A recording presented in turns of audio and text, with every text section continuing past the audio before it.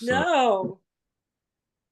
So we'll get today's call started. I don't think there's going to be many of the normal people that pop into the calls just purely because obviously I changed date and everything else. So as they filter in, we'll add them in. But I want to start with some wins and then we'll dive into today's conversation. Basma, what's the win for the week so far? I started working out outside, because the weather is getting so nice. So it's either downstairs or in the balcony. Awesome. Nice. I'm enjoying. Good win. I like it. All right. Sue, what's the win for the week? My win for the week is feeling very confident around some toxic people that do not support me watching what I'm eating. Nice. That's awesome. Yep. You and Basma Yep. should have a conversation after this call. I went through this myself. Yeah. And, Yeah. and Exactly. they're outside my life now. Yeah, So- it's terrible. And some of them are close to me, you know? Yeah. So this is the thing that I learned a long time ago on my own journey, but also I like to teach it to everyone, is you're either going to inspire or intimidate people around you, right? And the people closest to you are the people that get intimidated by your success. Whether it's just losing 1 pound or losing 50 pounds, your success is holding up a mirror to them and their failures. So their failures don't have to be fitness related. Their failures are something that they said they were going to do but didn't do. Right? Yeah. So when it comes to the cat's trying to get in the house. When when it comes to your journey, just be aware that that's part of it. That's just part of your journey. You're either going to inspire or intimidate.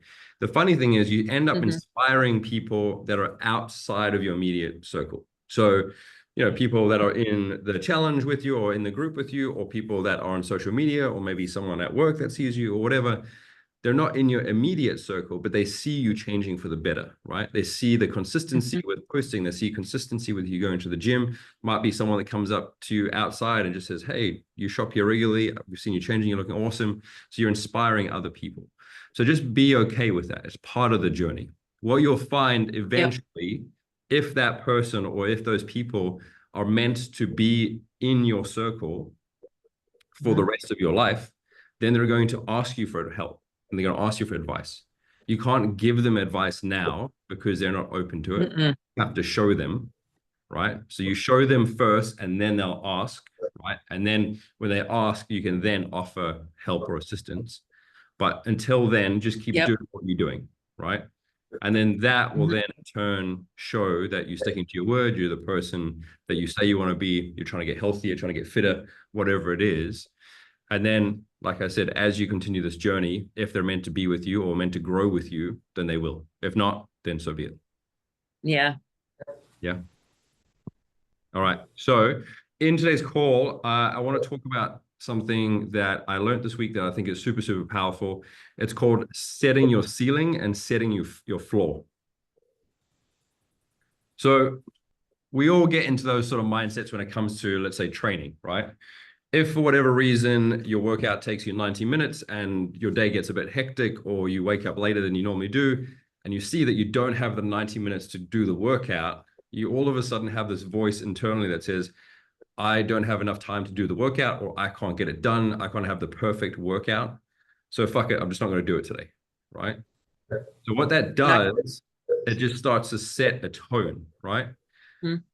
But if you set a ceiling, so if everything went perfect today and I had the exact amount of time that I wanted to invest in myself, what would that be, right? So let's just say it's 2 hours. So 90-minute workout, 30 minutes of reading and reflecting or whatever it is, right? So let's say 2 hours a day would be your ideal time you want to invest in yourself every single day, which is not a lot, 24 hours. No. Now your floor, right, is, okay, I can do 100 push-ups in about a minute.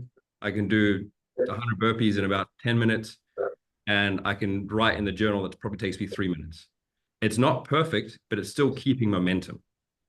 So this is for you ladies, is you need to set a ceiling. So if everything was perfect and I had a perfect day, what is my ideal time of self-investment? Right? So I want to try and meet that every single day. And then what is my floor? What is the minimum amount of time and effort I can put into myself every single day to still keep momentum, right? So you don't need to invest 2 hours perfectly every single day, but you do need to do something every single day. Yeah. So whether that's going for a walk outside and standing on the grass for 3 or 4 minutes, right? Sitting by yourself and doing some journaling for a minute, doing 50 squats or doing 10 squats every 10 minutes through the day or whatever, but you have that floor that is a minimum requirement. Like, this is what I do every single day, right? So you need that ceiling and you need that floor. So Basma, what's your takeaway with that? If you were to give, for example, just quickly a ceiling and a floor, what would be yours? Once I'm working out, I don't want to leave the gym. I know this about you. I'm having this problem. Even sometimes my mom, she comes downstairs and she, are you done yet? I'm so enjoying, even when I'm in the office and I start journaling, I don't want to leave. When I'm reading the book, I don't want to leave. I feel like I'm in my world now. Yeah, So you're in flow state. yeah, so yeah, I think I need to have time for everything. I guess so. I don't know. Okay. And then what would be your bare minimum time investment in yourself? Like, if you had a super, super busy day with work and life and everything, what's the minimum time that you would need as I have to have this time for myself? Workout 30 minutes if I'm super busy. Yeah. I just rush to the gym just to do my workout and leave. This is what I do. Okay. All right. Yeah. And the journal, it has to, the last thing in the of the day, affirmation the first thing in the morning. So yeah, I'm trying to do my best. Okay. All right. Good stuff.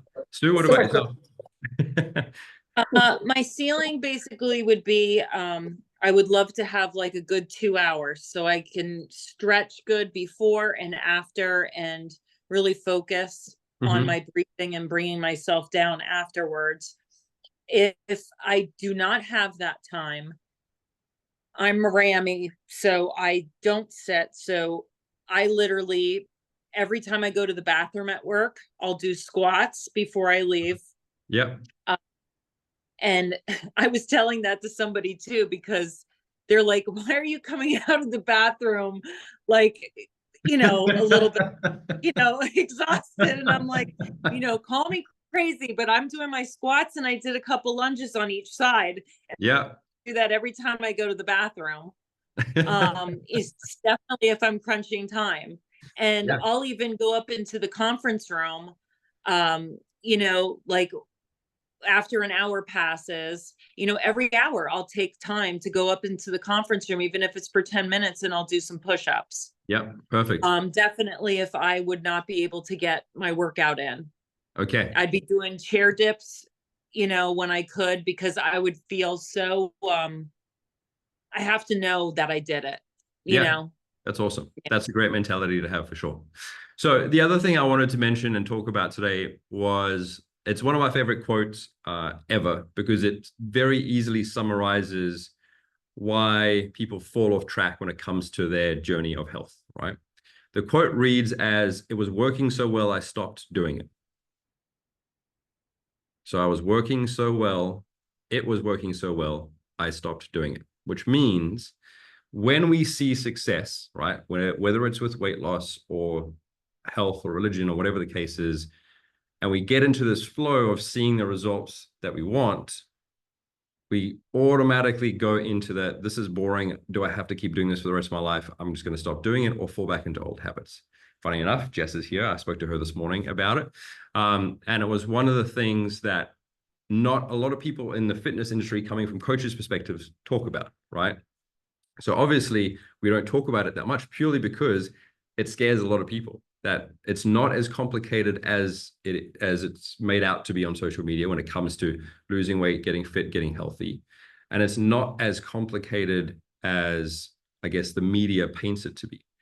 You just have to be in a calorie deficit. You just have to hit your macros. You got to hit resistance training at least 4 times a week, and you got to get 10,000 steps in, right? That is it. The problem with that is that it gets really boring really fucking quickly.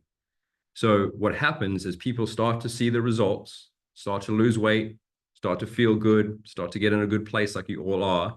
And then that voice in your head starts to get louder, saying, Basma, you've been working out so hard, enjoy the pizza or order the sushi. Or Jess, you've been killing it in the gym, you definitely deserve some ice cream tonight, right? So this voice starts to find ways to sabotage you and to get you back into old habits. The reason why it wants you back into old habits is because it wants that instant gratification. So instant gratification is why you ended up in the place of being overweight, being unhealthy, being unhappy, not sleeping well. You were choosing instant gratification, right? Whether it was food, booze, social media, Netflix, whatever it is, it's all instant gratification. So when you start to take that away from yourself, it's kind of like taking candy away from a child. The child's going to have a fit, right? So you have to look at your ego or that voice internally as you taking candy away from your ego. So your ego is going to try and get you to understand this is really boring. This sucks, Adam. Stop getting up so early in the morning. Stop going to the gym. Go out and have a few drinks. Go do this. That's more entertaining, right? It's going to find ways to sneak back into your life. Does that kind of make sense to everyone? Yeah. Jess, do you want to talk on this a little bit? Because we chatted about this morning. Yeah, so I know I also made a comment on your video on the Facebook page, but yeah, so the conversation that Adam and I were having, so to make my life a little bit easier, I ended up going through like a meal service. And so they had made like all these promises of like that they use like all this organic food, and like I did a lot of research and they were endorsed by a lot of social media like fitness trainers. And I read up and I like waited and waited and waited, and finally I was just like, God, I'm like, my schedule's so busy. I said, even if I just get like lunches covered or like occasionally I have like a breakfast covered, like it would really help me. um so anyways, I ended up doing it, and like 2 weeks into it, it just dawned on me like I wasn't feeling normal, and like the food just wasn't great, where like I was feeling like really puffy, and I had this is the first time I've hit like a plateau with my weight loss. And so I honestly, like on Sunday was like the breaking point for me, where I went to the gym and I felt like I couldn't even finish a workout. Like I was so like, my body was just gross. Like it just didn't. So I turned around and I contacted the company. I was just like, yeah, I'm good. I'm canceled. Like, have a nice day. But my comment to Adam was like, I don't care if it's like the same boring food. Like it just, I know that it's worked. So at that point, like at least I know that like my grocery shopping is the same, my list is the same, my budget is the same. Like it's all these things. And like I know that some people make the comment of like chicken, rice, and broccoli is boring. Yeah, spice it up with some sauce. Like, and I think for me the biggest thing is just turning around and like truly having a change of a mindset of like the meals. Because the other video that I really spoke to me from Adam was not labeling it breakfast, lunch, and dinner, and like really understanding that what you're doing is you're adding fuel to the fire, like you're giving your body energy, and that's what it needs to actually like function, repair, and like be able to like grow. And so between those situations and like in the condensed time frame that they all happened between the videos and like my experience with this food service, I was like, yeah, no, like I'm fine. Like I don't care that I'm going to eat the same 2 pieces of toast and cottage cheese and protein shake and like follow it up with a couple blueberries every single morning for breakfast. Like so just within the last 48 hours, like it's only zero point 0.8, but the scale has gone down. Like I don't feel puffy. And like really at that point, I'm just like, cool. Like, so nothing else is going to intervene at this point. And so it really does become like just that mindset of, okay, you signed up for a reason. You paid to put it on, you got to pay to take it off. And like your payment is the boringness. And it's really not that bad to be boring. So Yeah, that's my outlook on it. So yeah, that's super well said. Thank you, Jess, for that. I think this yeah. is one thing that I want everyone to start to subscribe to. So whether you ladies are with me here tonight or you're going to watch this replay later, is start to subscribe to your purpose versus just losing weight or getting fit. Because your purpose on this planet and as you as a human being is going to outweigh any boring food or any difficult workout or any slight inconvenience or any obstacle or any plateau or any injury or any shitty day. So the people that I see success with are those people that have been training for a long time, and then all of a sudden it clicks. It's not about losing 20 pounds. It's not about losing 50 pounds. It's about, who are you becoming? Are you becoming the best version of yourself? Because if that is your purpose, then it doesn't fucking matter if you have to get up at 5. It doesn't matter if you need to eat the same cottage cheese every single morning. It doesn't matter if you need to go to bed at 9 o'clock. You're doing the things that you need to do to get the result. Do what is required. These things are required for you to be the person that you're trying to become. Yes, you can make things entertaining, and you can have protein pancakes, or you can add sauce to stuff, or you can eat a healthier burger, or whatever the case is. But start to treat your body like you love yourself, and start to look higher than just, I want to lose 20 pounds. Because if you're just focusing on losing 20 pounds, you're going to gain those 20 pounds back, because that is your target. You're going to hit your target of going from 200 to 180 or whatever it is. And then all of a sudden you're going to be like, cool, I'm done. I've hit my target. And then you're going to fall back into older eating habits. What happens if you don't do that again?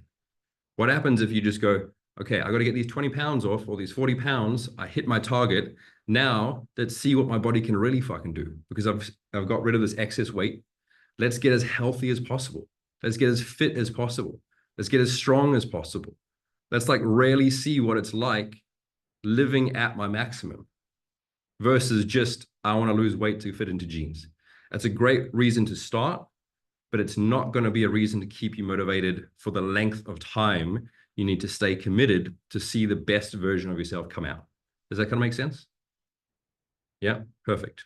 So your homework this week, ladies, is 1, to figure out your floor and your ceiling.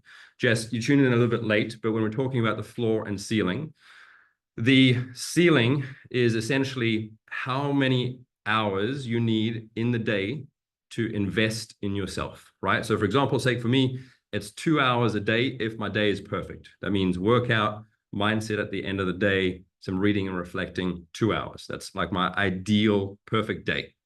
If shit hits the fan and I can't do 2 hours, I can do 100 burpees in 10 minutes. I can write in my journal. It takes me 3 minutes, and I can do 100 squats in about 2 minutes, right? So that's my floor, the minimum. My maximum is the 2 hours. So everyone needs to have that in their back pocket, because that's what's going to keep momentum. And then once you're in momentum, you just have to maintain it, right? Just do what you need to do every single day, whether it's a perfect day and you get your 2 hours in or whatever it is, or it was a shitty day, but you got your 7 minutes in, right? You got to do something every single day. So that's task number 1. And then task number 2 is your purpose. I want you to sit down with yourself this week and really, really spend some time alone. Put on some music that's going to get some emotions happening, and figure out your purpose. Like, okay, cool. You want to lose weight. You want to get fit. You want to get healthy. Why? Not just because you want to feel good, not just because you want to look good naked, not just because of X, Y, and Z, but why? What is the reason that you keep trying? You keep pushing. Have an honest, deep down conversation with yourself and really, really reflect it. You ladies wouldn't be here tonight if it wasn't something that was itching at your soul, right? Your ladies wouldn't be putting in the work and doing those hard workouts every single day if it wasn't something nagging you internally. You might have to reflect, you might have to go deeper with yourself and have these really hard conversations. But keep asking yourself, like, what is my purpose? Why am I doing this? If you keep asking, the universe or God will eventually answer, right? But you have to keep asking. So put it on a Post-it note, put it in your journal at the end of the day, and keep asking, and then get as deep as you can, onion peel with yourself, right? For a lot of people, when we're talking about purpose, it is about becoming the person that you needed when you went through the most traumatic time of your adolescence or childhood. The easiest example with this is the superhero analogy, right? The reason Bruce Wayne becomes Batman is because when his parents were killed at the beginning of his life, he needed a superhero to rescue his parents. So he became the superhero that everyone needed, right? So for a lot of us, it is us becoming the person that we need to be to rescue our inner child, right? So internally, we have our ego, we have our inner child, and we have our true self. The inner child is often the reason to get you motivated or to get this journey started. But when you start to reflect on those traumatic things when you were a child or when you went through adolescence, it's opening Pandora's box. So when you open it, you have to deal with it. Does that make sense to everyone? Yeah, perfect. So take your time with unpacking your purpose a little bit and why you're really doing this, and then start to break it down. All right. So basically, I'll give you a week to do it. And then, excuse me, by the end of the week, so Sunday night, send me the reason. If you want to write it out, put it in your journal, reflect on it every single day. But if you can start to drive towards that versus I just want to lose weight, you're never going to fall off track. All right, make sense? Good, perfect. One last thing before we sign off today is, can you please send me how your August goals are going? So I want a reflection on your August goals to see where you're at. And then this week, all the workouts continue like in the morning like normal. And yeah, that's it. Any questions or queries or anything before I sign off? Nothing. Good. All right, cool. If you need anything, shoot me a message. Good to see you all, and I'll see you through the week. All right, bye.